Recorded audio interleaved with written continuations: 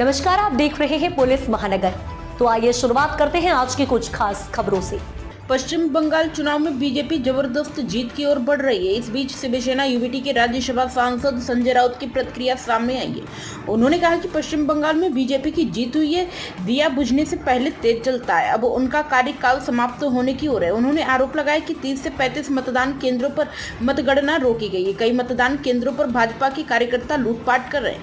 Shiv Sena UBT के राज्यसभा सांसद ने यह भी आरोप लगाया कि सीआरएफ की मदद से बीजेपी कार्यकर्ताओं को मिल रही है।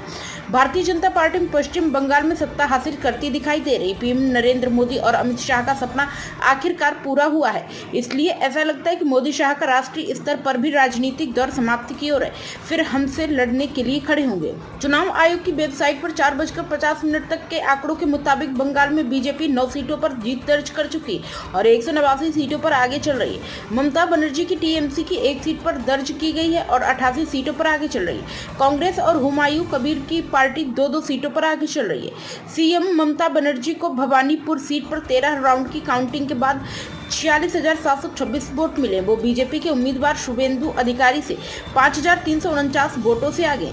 शुभेंदु 41,370 वोटों के साथ दूसरे नंबर पर है।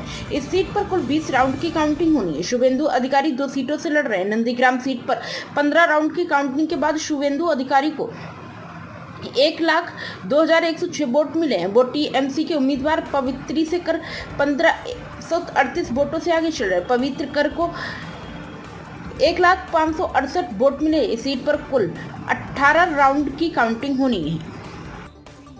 अब तक की खबरों में बस इतना ही। ऐसे ही खबरों के लिए बने रहें हमारे साथ। तब तक के लिए नमस्कार।